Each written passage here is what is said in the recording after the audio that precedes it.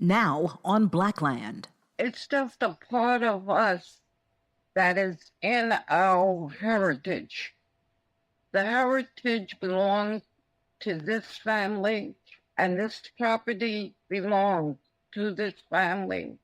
And we are determined to keep this in the family. The never-ending fight to keep Black land putting many families on the front lines in a battle against big-time, big-money, big-trouble developers. And now, as a brown person, you just feel so invisible. That's not fiction. Where we're from.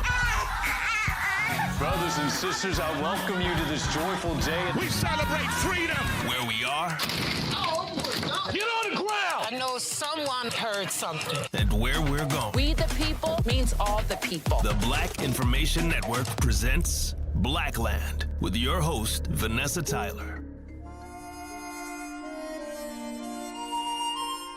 You would think the fight would be over for Josephine Wright. This is a battle to her last breath. Miss Josephine, how are you today? I'm just fine, thank you. Miss Josephine Wright is certainly fine. Her faith likely has her with her Father in heaven. You likely heard about her story. There is a new update, but here's our chat about a month before she died. You are 94 years young and you still have to fight. Tell me about the land in Hilton Head, South Carolina. Has been in the family since the Civil War, as most people know. And it was kept that way all along. I retired here in 1994 with my husband of 51 years. And we've been on this land for 35 years. And we in this family have raised most of our family and grands and children to make sure that this land stays in this family as it is. And this is what my fight is all about. The fight was not easy. An old woman holding on to heritage on Jonesville Road. Problem for those who tried to get her land in historic Hilton Head, South Carolina, was this little lady was not going down without a fight. Just give us a picture of how beautiful the land is where you are. It is 1.8 acres. It is kept in very good shape. It's just a part of us that is in our heritage. The heritage belongs to this family, and this property belongs to this family. And we are determined to keep this in the family. Miss Josephine's home is in the area also occupied by Blacks determined to keep their land and their heritage. Well, the Gullah people are the original African people that landed on this island in just before the Civil War. And what they did was they were the only ones maintaining this island at that time. The Gullah people, brought to the island in the 1700s as enslaved West Africans. They worked the rice, cotton, and indigo plantations. They are Black people known for fiercely sticking to the culture, food, tradition, and especially their language. Buckra was the owner of the place, you see. And mad him and be in the field, and you ain't know say Buckra do so and so. Man, Buckra but too mean. But if he was by the gate, he ain't know who he talking about him. So remember that Buckra in Gullah means the white plantation owner. That's Carolyn White, giving a Gullah lesson posted to YouTube by Wikitongues. She's made it her mission to make sure the language never dies. My name is Carolyn Jabulile White. I'm one of Charleston's Gullah storyteller. I cherish it. I like to tell people about it.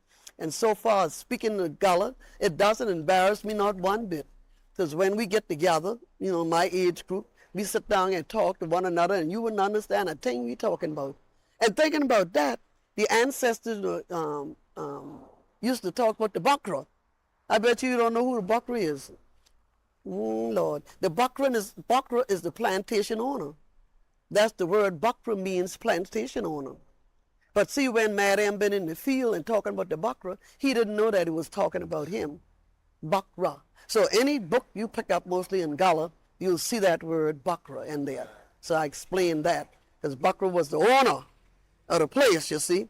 And Madam would be in the field, and you ain't know say Buckra do so and so. Man, Buckra but too mean. But if he was by the gate, he ain't know who he talking about him. So remember that Buckra in Gullah means the white plantation owner. And Shum over there. Man say, gal, you ain't Shum over there? You ain't Shum there? Shum there means to see. See it over there. Shum there. Shum there means not just to see, it's an object, something you see. The word shum. And what another yum there, see him there, yum, him there, yum there, him there. And the old people talk. The Guayan, gal, I go for Guayan now. It means I'm leaving. I'm going now, yeah. And Hannah know what day clean mean? I bet you Hannah young fellas don't know what day clean is. Somebody says, what that clean the day or clean or what? No, that's the break of dawn. Yeah, break of dawn means a day clean. So, yeah, Pastor, come on now, get ready, go into the field because they almost day clean. Yeah, so Mass say, get up in the morning, got to fix me grits because it's almost day clean. Come on, gal, now, we got to go in the field now because he almost day clean. Oh, come on, boy, now, get ready now because he almost day clean, And we make love. When I go to entertain the people, I sing the song Day Clean. And I have them to back it up, say, Day Clean. So then when I'm finished, I say, now when is day clean? Then some will guess, oh, that's in the morning. But that's the Gullah word for early in the morning, day clean. Someday, day clean. So coming up on these islands was, as children, was all right. Because you learn a lot. You learn how to be self-sufficient. Because the old people used to plant their own garden, and they never thought about going to Bilo and Piggly Wiggly to buy no potato. We call them ice potato. You know what ice potato is? That's a white potato. An Irish potato. Ice potato. Come on now, we got to go in the field to pick up the ice potato. Yes, Lord. Back to Miss Josephine. Although her long career took her elsewhere, retirement meant coming back to her family land, on Black land, where Black people carved out a piece for their own. This is the Gullah country, and we'll keep this heritage, even though there have been times when the properties of others, other than myself, have been taken away under such terms that they could not protect it, and they did not know how to fight for their property. What's their presence now there on Hilton Head? Well, in 1994, not 1994, I go back, 1954, this island was 95% Black. Now it's about 10%. And it has been like a way of moving us over and stepping on us to move in to take over the lands that belong to our forefathers.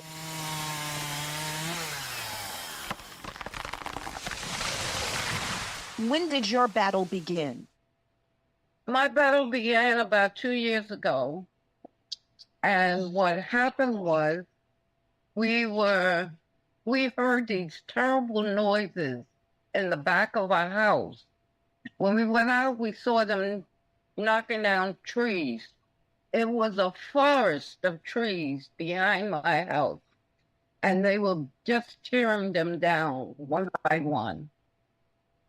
Then one day, my granddaughter was in the bedroom, and she was getting dressed, and there were men looking in our window from the construction company. And she let out such a terrible scream. I came running in there to see what was going on. And she told me there was a men looking in the window. We went outside, and then they were gone. Then the next thing that happened was I came out of my house one day, and on my window on the outside of my front porch was a 12-foot snake on the window. And anybody that lives down in this country knows snakes don't go on the window. The other one was my car. We came out of the house one Sunday morning, and I went to get in my car, and I had 2 flat tires. This car was only 2 years old, and found out that the tires had been slashed. Wow. They can't say that these are the people that did it, but it was done. It sure sounds suspicious, that's for sure. That would be part of the intimidation, plus the fact that a tree fell on my house.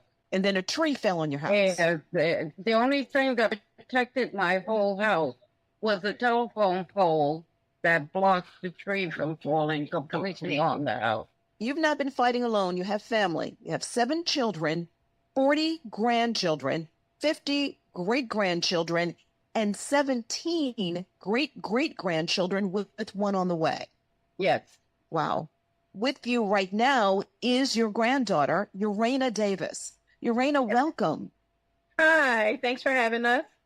What has this battle done to your grandmother? Well, it's definitely put a lot of stress on us as a family. We've been going through a lot, just trying to basically uplift grandma during her fight to make sure that she has the backing that she needs during this time. It made us upset. My grandmother is a sweet person. She's had hands in raising pretty much all of us. We've spent our summers here. We've came for holidays when we were younger here.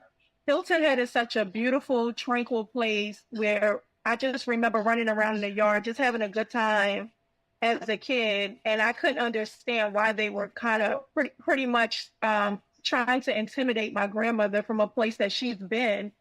And my grandfather, who has since passed on, they have been here for 30 plus years, just after they were working people, just trying to live their life and retire on land that rightfully belongs to us. Who are the people behind the developers that are trying to get the land? Yeah, we unfortunately we're in a legal battle with them right now, so we can't really speak too much on the legal part. But I'll just refer to them as the developers. They're just who they are. I guess they just want to take something that doesn't belong to them. Now here's the update. Those developers, Bailey Point Investment LLC, came to a settlement with the family, although reports are they will continue with a 147-unit neighborhood up against the land of the heirs of Josephine Wright. There is now an agreement which includes calling for the development company to put up sound barriers, care for the landscaping where the properties connect, and to never contact the family of Josephine Wright again. Before she died, Miss Josephine became so well known due to a GoFundMe account that caught celebrity attention. Another one of her granddaughters, Sharice Graves, put it up, all determined to save the land. That's one of the things about this family that's so important, because we all grew up together. We all know each other. We know each other's children. We protect each other. We love each other. That love translated into a force that went viral when the story of big-time developers trying to push a little black lady off her family land started people talking how this was not right. What bring you by here, honey? I just wanted to have a nice dinner, everybody together. You need to help her with her kids. Can't nobody bring a family together like you can. No. Hallelujah! Help came from a, let's say, woman who doesn't take any mess. Everybody, here's the deal. Tyler Perry, producer, philanthropist, stepped in to help a woman as strong as Medea keep her spot in her paradise of nearly 2 acres in coveted Hilton Head, South Carolina. Tyler Perry is building me a home here on the property, being that my family is so large that we need the space, because right now my little house here is a little bit overcrowded. So he offered to build me what I wanted. And I left a beautiful home in New York, and I told him of that home, and he's trying to revamp that home. Oh, wow. That's amazing. Have you broken ground yet? Not yet. We're waiting on a few little problems that are popping up. However, we're working on it. We know now she never got to see that home. Reports are Perry will still build it for the family. The public outpouring pushed the GoFundMe last year to more than its $350,000 goal. The bottom line is you're not going to be forced to move. Yes, correct. The land and property are being in our family for generations to come, as it has been in the past. And it's going to stay that way. And the foundation, we did turn this property into a foundation, which is called the Josephine Wright Foundation.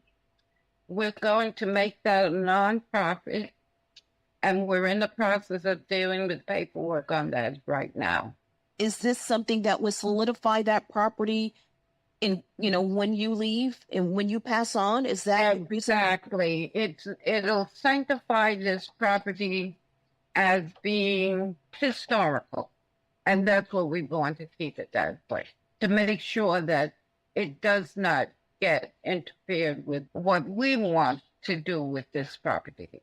Miss Josephine, what's your advice to other Black people holding on to land in the face of big-time developers?